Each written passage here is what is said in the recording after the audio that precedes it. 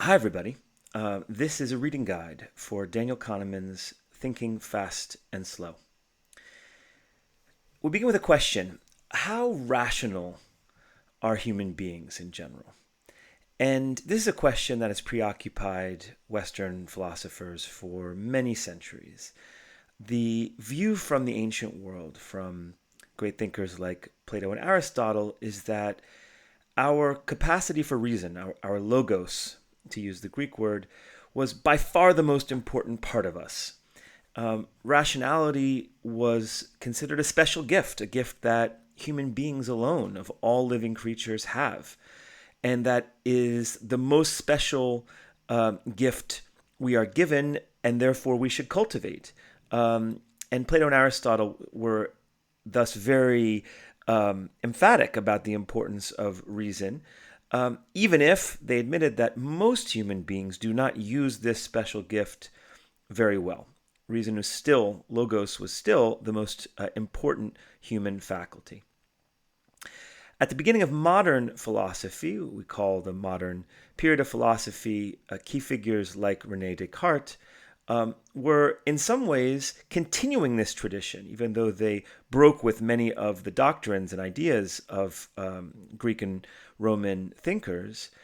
They were, in a sense, equally emphatic about the importance of rationality.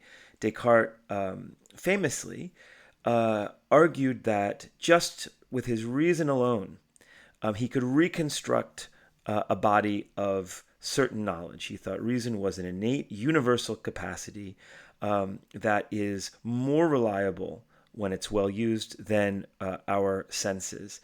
He famously was able to start just from a single premise: I think, therefore I am. Cogito, ergo sum.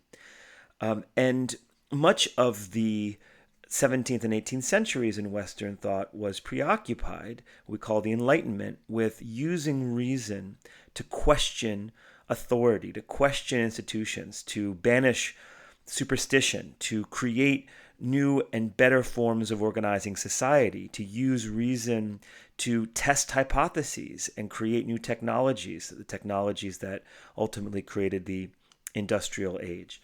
So reason was a very important part of Western thought. Now, in that period, however, there were some skeptics, people who thought that this emphasis on reason could lead us to misunderstand human nature. One of these was the famous Scottish Enlightenment philosopher David Hume, who famously said, reason is and ought only to be the slave of the passions and can never pretend to any other office than to serve and obey them.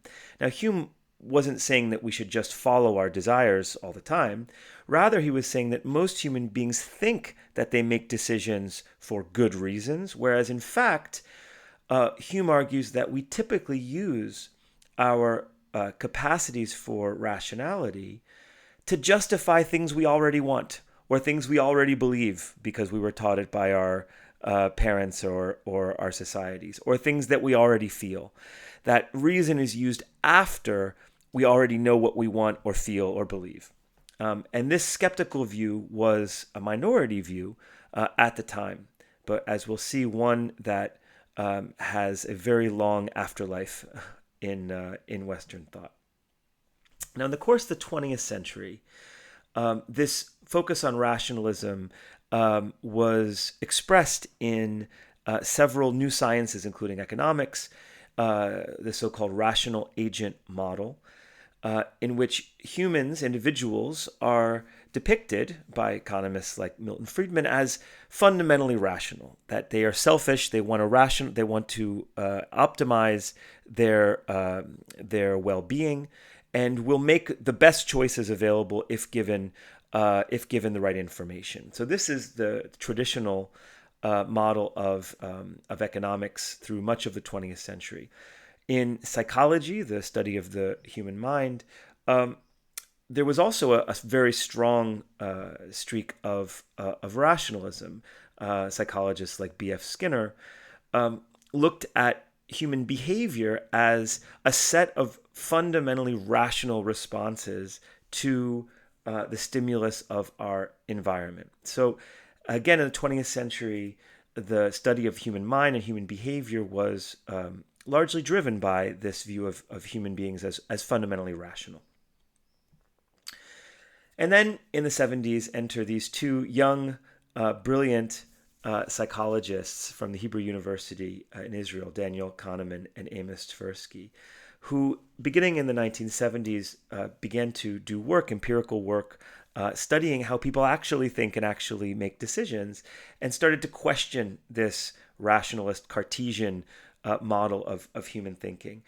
Several of their early papers introduced readers to the concept of the belief in the law of small numbers, our tendency to draw very strong conclusions from very small samples, and also began introducing the idea of biases, cognitive biases, which are systematic, repeatable, predictable mistakes that human beings make.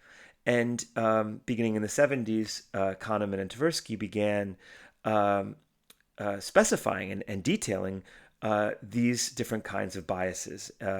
And over the course of the 1980s and 90s, many very important papers outlined through their use of empirical studies many of the most common biases that we talk about today, including confirmation bias, availability bias, planning fallacy, the halo effect, the peak-end rule. These are all terms that you will come to know well as you read Kahneman's book.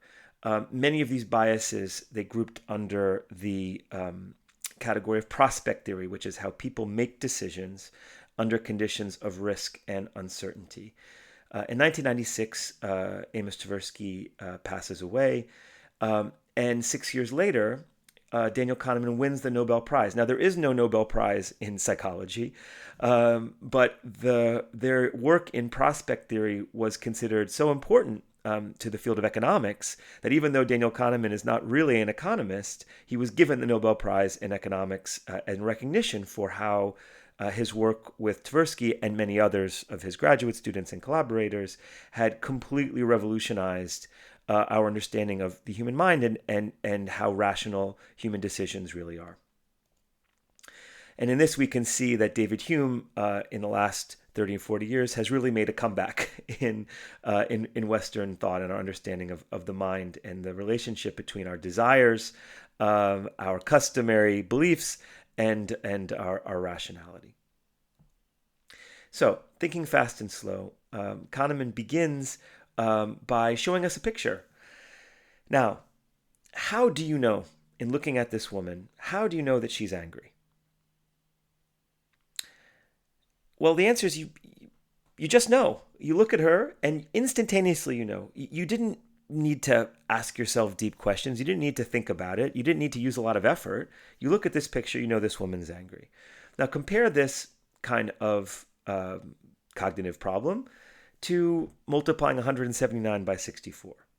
Is that an effortless problem to solve? Is that something you can do immediately, intuitively, automatically? No, right? So these are two different kinds of cognitive operations. And what Daniel Kahneman says is that the first kind is an example of what he calls system one thinking. System one thinking, which is fast. You didn't need to take a lot of time to know this woman was angry. It doesn't require much effort from us. It's always operating. Our system one thinking is always on in taking in information from the world around us.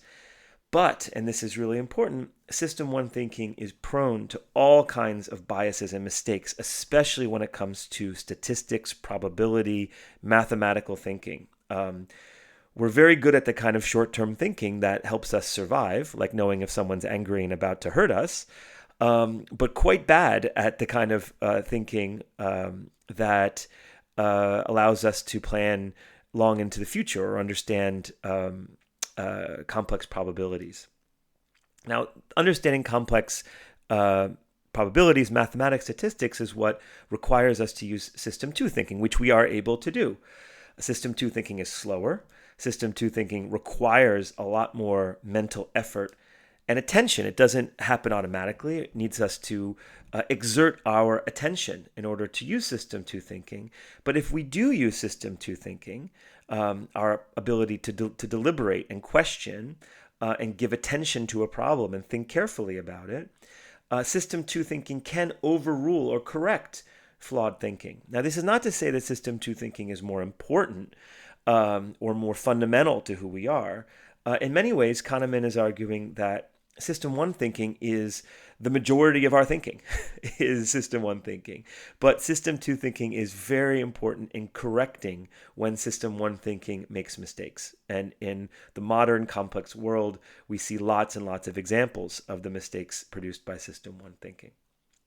So, the concepts you're going to read about in this book, I'm just going to give a very brief overview of the concepts you should be looking out for. The first part of the book is dedicated to explaining System 1 and System 2, why System 1 makes so many mistakes. Look out for the phrase law of least effort. It is very important. He explains how these two systems work together. So again, they're not rivals, they're not competing, they are complementary. And Kahneman explains how that works.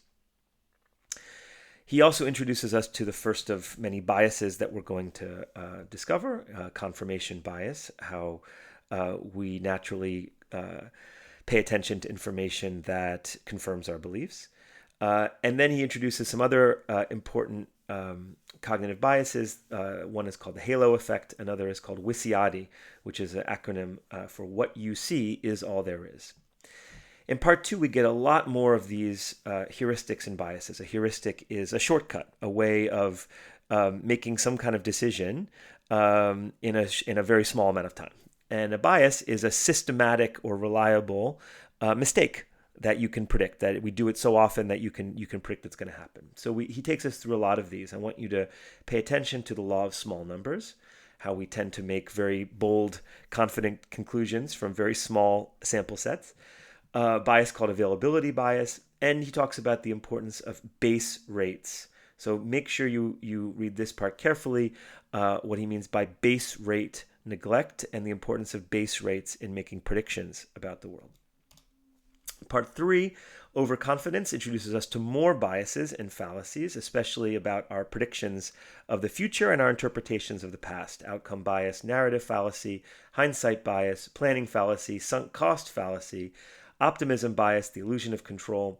And then he proposes a very interesting technique for overcoming, a System 2 technique for overcoming some of the biases linked to overconfidence, which he calls the pre-mortem technique. Part 4, we have just 1 or 2 chapters to read. These are about loss aversion and emotional framing. So again, thinking about prospect theory, how we make choices under conditions of risk and uncertainty. Keep an eye out for these key terms, loss aversion and emotional framing. Part 5, the final part, has to do with how we look at life, how we make memories, and keep an eye out for the term peak-end rule and duration neglect, which are 2 very important ways in which we remember experiences from the past. And he even argues in the conclusion that we should think of ourselves as really having 2 selves, the self that experiences the world and the self that remembers those experiences. And the rules of those 2 selves are very different. And he asks us to think about what that means for how we might live our lives. So this has been a very brief overview of Thinking Fast and Slow. I wish you very happy reading.